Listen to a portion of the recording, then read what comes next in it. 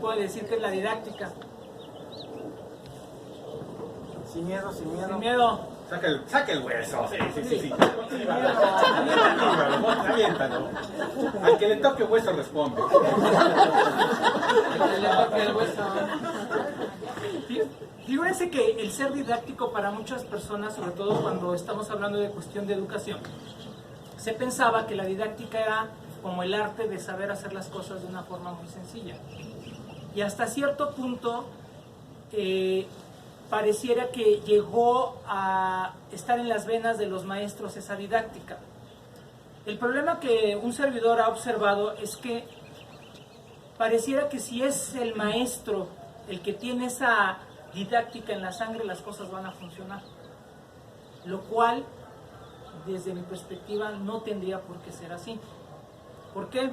Porque pareciera que se le da al maestro la luz, la verdad, el único conocimiento para poder manejar la didáctica sin considerar ni el material, el uso del material, ni tampoco a los alumnos. Y esa parte es la que nosotros hemos peleado y por eso quisimos en este evento concluir con qué es ser didáctico.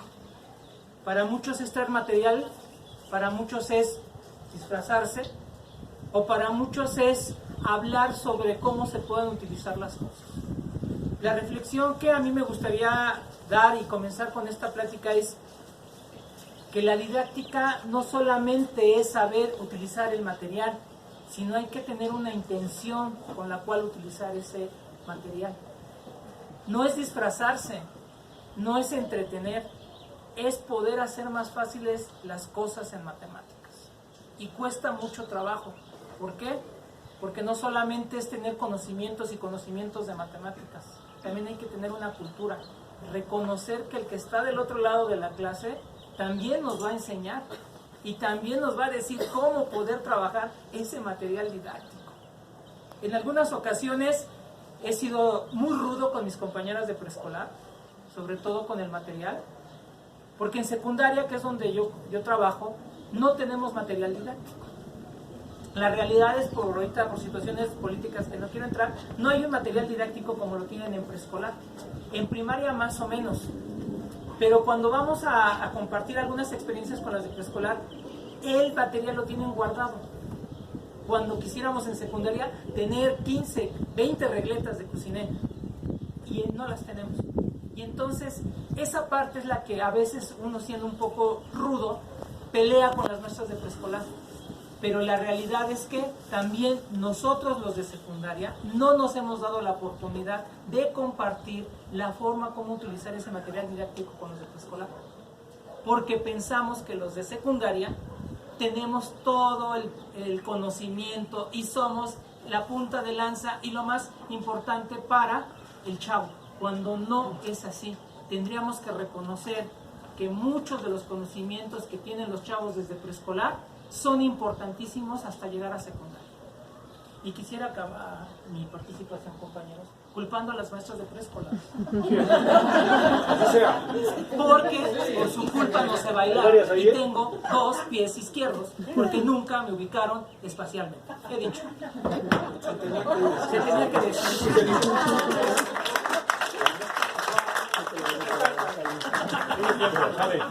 Bueno, es cierto que en matemáticas creemos que la didáctica no entra. Siempre decimos la matemática es cuadrada, es rígida y los resultados son los resultados. Sí, pero también hay que saber cómo aproximar ese conocimiento al alumno. Hay que tener cuidado de no enseñar jugando, porque se corre el riesgo de jugar a enseñar. Lo que sí, apoyo lo que dice DJ Maldo, es muy importante la intención con la que vamos a trabajar. Las personas que compartieron hace rato ayer conmigo vieron cómo con popotes se puede hacer un cubo. Ya tengo el cubo y ahora, ¿cómo lo aterrizo? Eso es lo que tenemos que estar haciendo. Estar investigando. Lo que sus servidores hemos compartido, no lo aprendimos ni en la normal, ni en el primer año de servicio. Les puedo garantizar que nosotros tenemos cerca, cada uno, de 30 años de experiencia trabajando con estas cosas. Sí, sí, sí. No te quieras hacer el chamaco. Y luego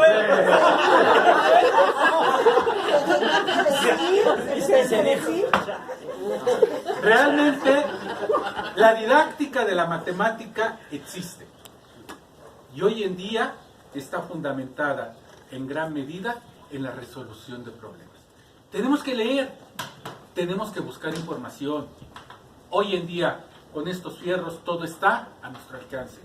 El chiste es que nos demos un poquito la oportunidad de ser diferentes, la oportunidad de iniciar un cambio. Realmente disfrazarse para un servidor fue un choque canijo. Y véame aquí. Parezco más tontín que nos tardamos. Más o menos. Pero eso es lo importante. Hacer que las clases sean atractivas para los niños. Que sean interesantes. Cada quien en su estilo. Habrá quien se disfrace bien, habrá quien cambie voces, habrá quien haga milagros. Pero en sus manos está esa didáctica. Aplíquenla. Gracias.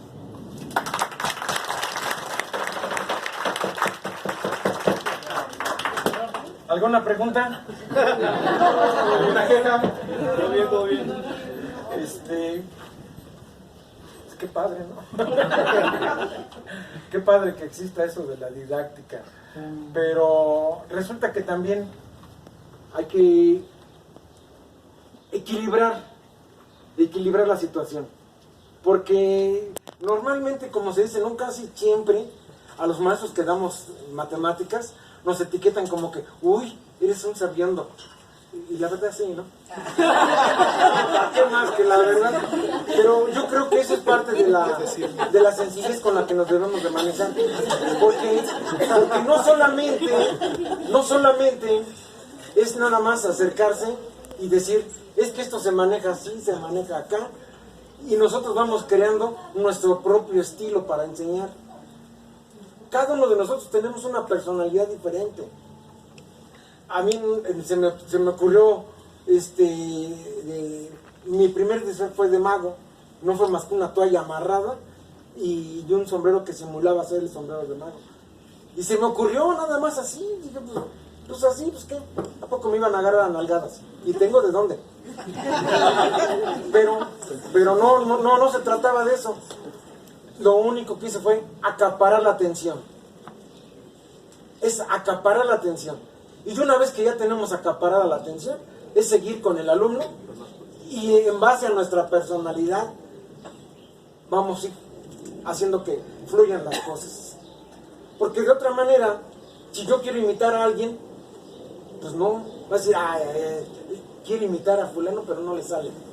Pues no se trata de eso. Se trata de que ciertos aspectos y ciertos rasgos no se imiten, quizás se copien, pero dadas a que a nuestra personalidad las adaptamos, se hace diferente. Y eso hace que las cosas fluyan de manera diferente en cada uno de nosotros. En cada uno de nosotros. Y entonces, la didáctica, pues a partir de cosas, de materiales didácticos principalmente, que son los que luego nos olvidamos de trabajar, y nada más nos quedamos en pizarrón. ¿Sí quedó claro? Sí. Y es de veras, ¿eh? Sí. No, sí. Yo tengo una pregunta, y eso porque ¿cómo era la didáctica? Con ábaco, dedos, piedritas. Y no me traje todo porque dijeron que nomás íbamos a estar 10 minutos. Dije, no voy a cargar piedras. ¿Y te quedan 2? Y me quedan 2 minutos. No. Ahí va esto. En una ocasión me preguntaron, ¿y por qué te vistes de cavernícola? Y yo les dije, ¿por qué no? No, pues es que mira, hasta se te ven los calzones, para que vean que sí uso. Y hoy son de color, no les digo, pero sí. Yo decía, ¿por qué no? ¿Por qué no? Si yo estoy viendo el tema de números antiguos o algoritmos antiguos, ¿por qué no usar algo ad hoc a eso? De ahí surge el disfraz de cavernícola, porque yo empezaba a ver los sistemas de numeración, cuál es su origen, los algoritmos antiguos, cómo se manejaron y que a través del tiempo el algoritmo para la resolución de operaciones básicas, cómo es diferente al que conocemos actual. En el uso del ábaco, el ábaco en desuso, cuando yo lo empecé a utilizar con mis alumnos en la secundaria, primero de secundaria, que se veían diferentes numeraciones de diferentes bases, yo usaba el ábaco y recuerdo que una vez una señora, es que su hijo no trae el ábaco, y me dice, maestro, ¿el ábaco? Pues si no son niños de kinder. Y le dije, es que no le voy a enseñar cosas de kinder, señora. No, maestro. Le dije, no, señora, mire, que traiga el ábaco su hijo y luego ya platicamos de qué se trata. Porque desde ahí empiezan a ponernos trabas a los que somos maestros o estamos en el plan de la enseñanza. Como si el papá supiera qué es lo que debemos dar o cómo lo debemos de dar. Y nos quieren transformar nuestro estilo, nuestra forma de dar las clases. Lo cual no es tampoco válido. Los escuchamos, porque quiere decir que entonces hay algo que hay que cambiar. Hay algo que hay que cambiar. O modificar, moderar. Pero va en función de nuestra personalidad. ¿Te confundí con el perro abuelo? Dime, por favor. Ay, perrito. Me partió mi hueso.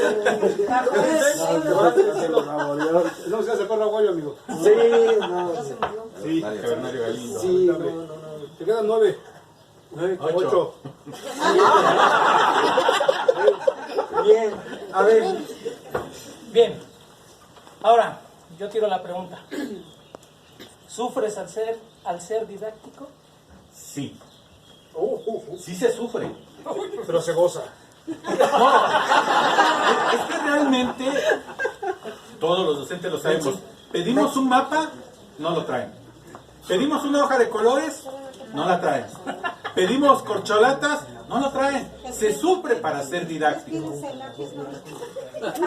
Pero sin embargo, con lo poco que se llega a tener, se debe trabajar.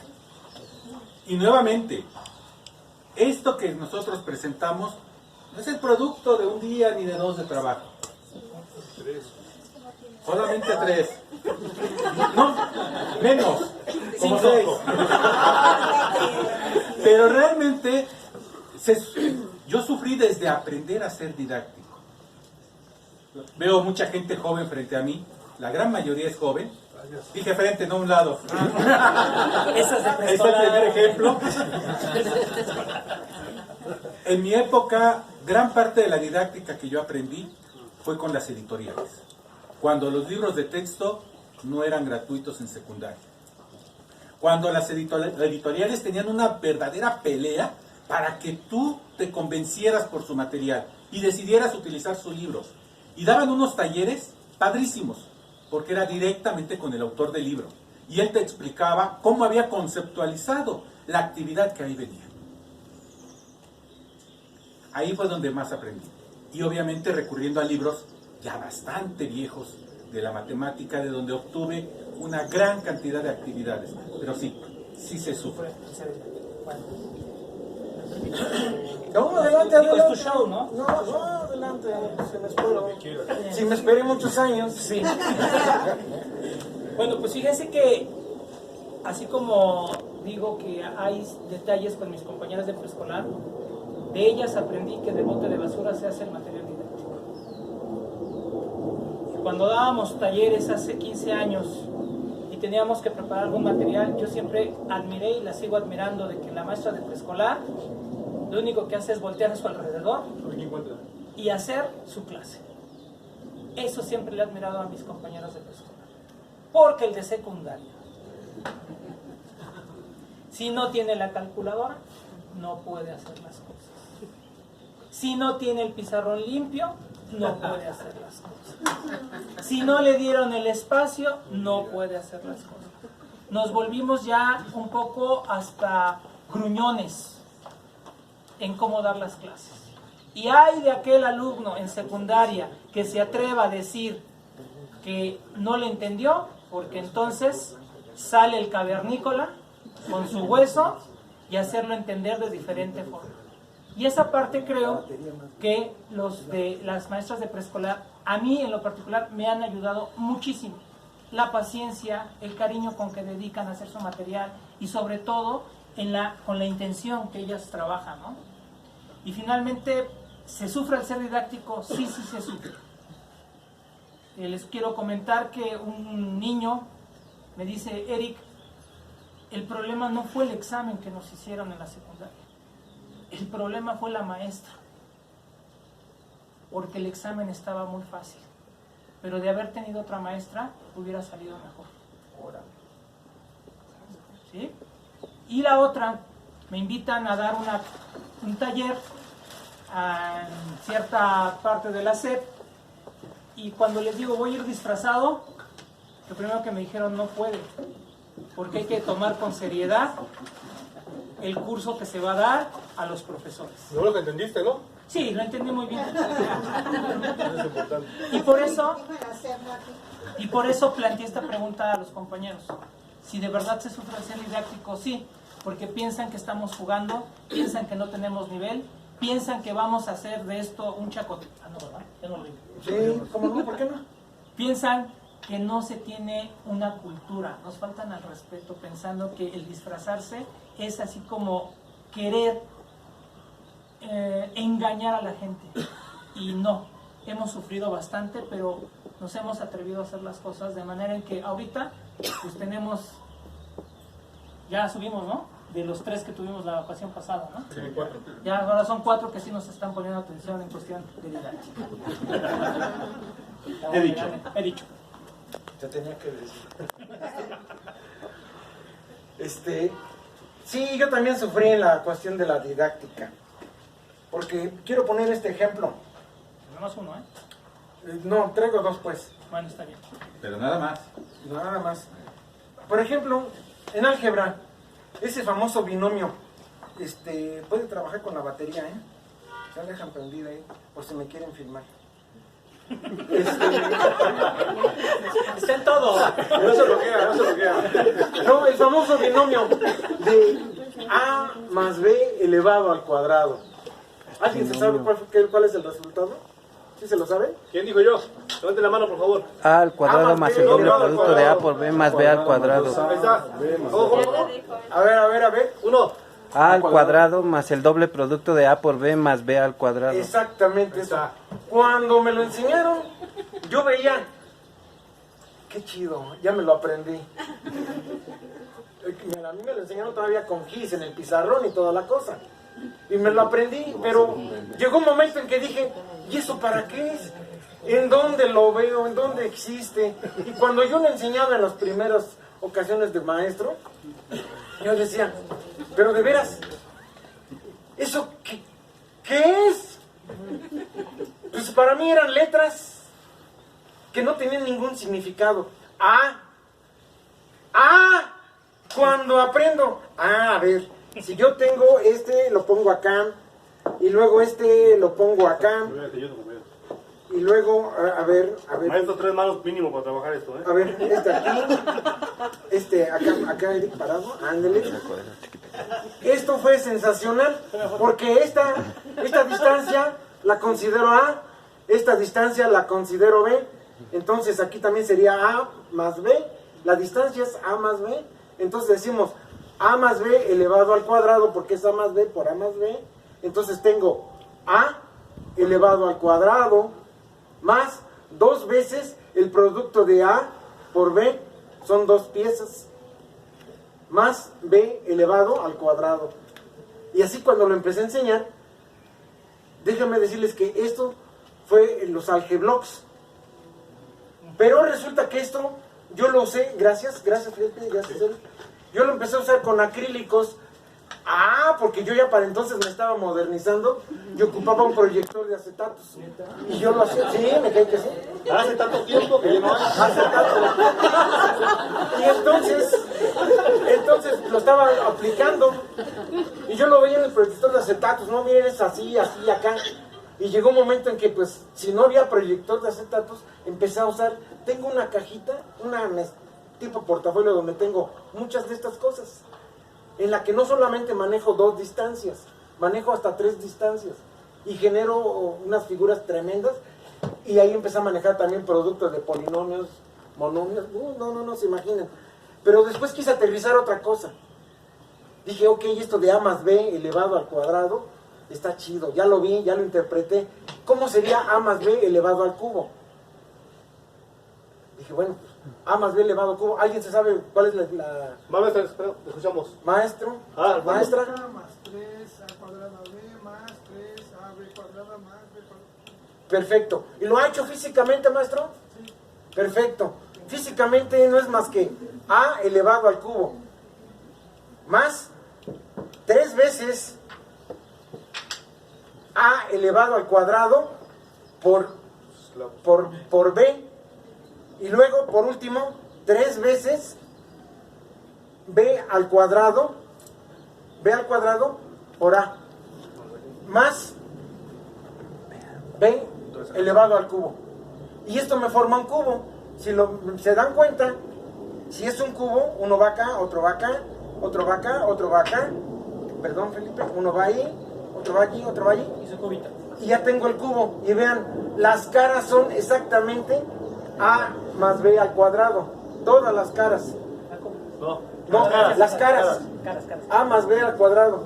No les enseño las otras porque las estoy agarrando, pero todas las caras me dan. Entonces, es una forma de aterrizar y se sufre cuando un alumno esto se lo da nada más en el puro pizarrón.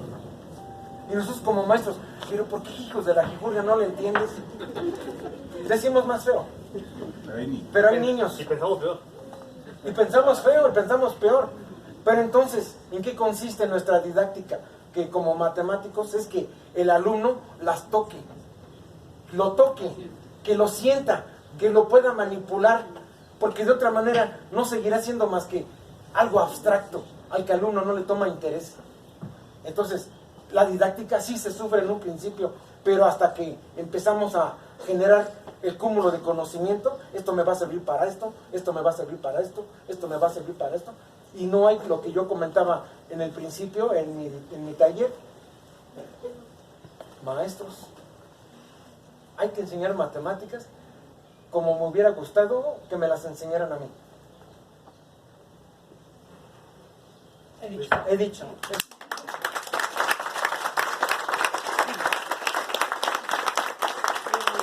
Ya para concluir, porque los niños están durmiendo. No, ¿cómo? Y está poniendo más atención el perro. Sí. Estamos tirando el hueso. ¡Ya se durmió! O sea, fuera. ¡Ya fuera! Es que va a pagar el almuerzo. Sí. Bueno, quisiéramos concluir en sí teorizar. Sí, o sea, sí tendría que haber una parte, compañeros, en donde hablemos de la didáctica, pero también tendríamos que teorizar y darle un sustento teórico, ¿no? Porque si no caeríamos en la época de las cavernas, en donde nada más el maestro, por el simple hecho de ser maestro y de presentarse, tiene todo el conocimiento y las herramientas. No, también hay que teorizar. Entonces, en ese aspecto, ¿qué recomendaciones le daría usted, que es un foco de 500 watts? Y ellos que son LEDs de 5 watts. Lo dice por la forma. Sí, yo creo que sí. Entonces, tiraría la pregunta, en que, ¿qué recomendaciones les damos al H público que nos ha aguantado media hora? Pues, en primer lugar, maestros, recurran a los materiales que ya existen con antelación. En secundaria, tenemos el famoso libro del maestro de 1993. Realmente es un señor librazo. Lo encuentran en digital, en la red. Tiene unas situaciones problematizadoras muy interesantes, exageradamente interesantes. Fue hecho por docentes frente a grupo. En primaria tienen el fichero de actividades. No lo desechen, rescaten todas esas actividades que ahí vienen. Y de preescolar, mis respetos para todo lo que hay. Reutilicemos lo que se tiene. Para un servidor, el programa del 93, la reforma del 93, fue una de las más importantes.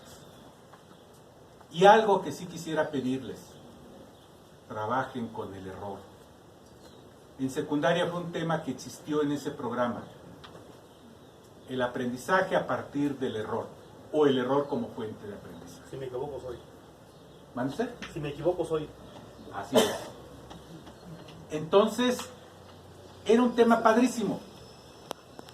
¿Qué hacemos? Te equivocaste, bórrale y vuelve a empezar. Entonces, ¿cómo aprendo? No nos dé miedo equivocarnos. También somos humanos. Hay que leer, hay que buscar. Yo creo que de Rousseau, usted es el más indicado para hablar, pero es uno de los grandes teóricos que nos puede permitir muchas cosas innovadoras. Hagamos. Y cierro mi participación diciendo, uno de los grandes problemas para ser didáctico también es este. El cavernícola, sin mentirles, tiene como 10 disfraces, señor. 8 para ser exacto. 8. No menos. No menos, como 15. 15. Y realmente le ha invertido bonito. Esos materiales que mostró, no se los regalaron. También los mandó a hacer, porque tampoco los venden. Es algo que nos quejamos. Es que ¿dónde lo compro? Hay que buscar, hay que mandarlos a hacer. Hay que hacerlos. No hay más. Por eso en mi taller yo les enseñé a hacer el tangram, yo les enseñé a hacer el cubo, para que no andemos buscando. ¿Vale? Sería todo.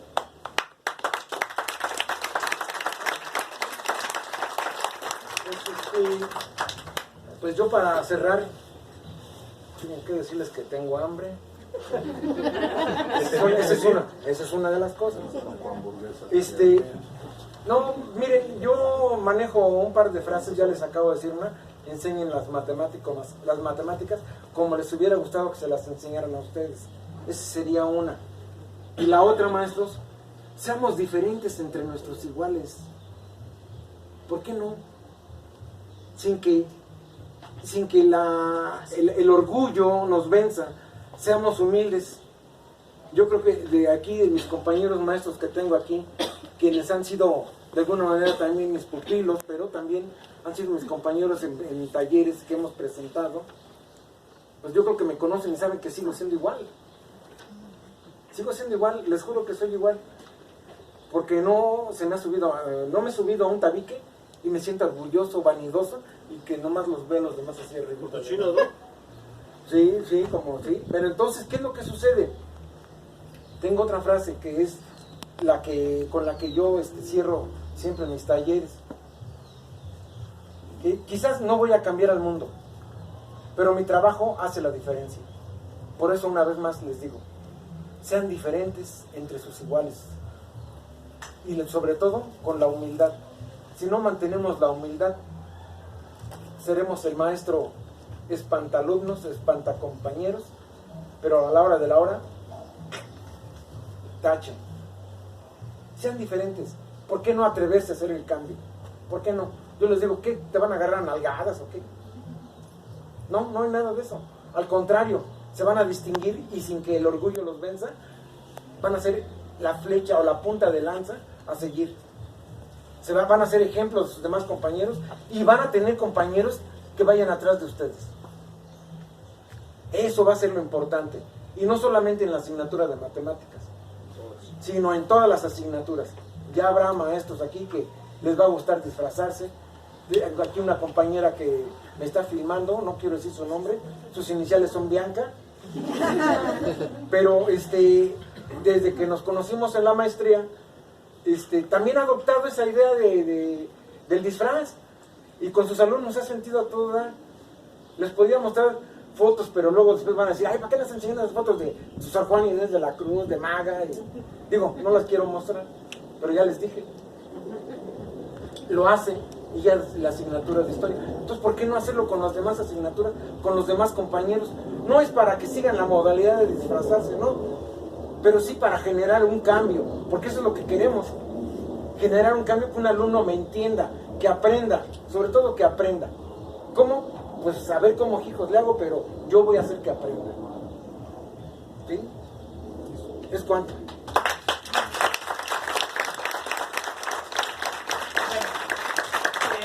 Algo que también es cierto y se les ha pedido a los compañeros que cuando estamos en un congreso es también darle una formalidad y una parte teórica. Digo, finalmente sí es bonito hablar de didáctica, sí es bonito hacer el material, pero sí debemos tener, sobre todo, como dice la corriente francesa, tener una intención. Si no hay una intencionalidad en lo que vamos a hacer, no va a servir ningún material didáctico. Dice Guy Brousseau, si ustedes utilizan la misma estrategia, siempre van a llevar a la muerte pedagógica al alumno. A pesar de que es el mismo disfraz, los ambientes son diferentes. La intencionalidad es diferente. No es lo mismo trabajar con profesores que trabajar con alumnos. No es lo mismo trabajar con gente que hemos ido, el cavermático y un servidor, en la Sierra de Guerrero, que bajan 2 horas para poder llegar al Congreso, a trabajar con gente como ustedes que a lo mejor caminan Y llegan en Uber. media hora y se suben a un metro. No, puro Uber.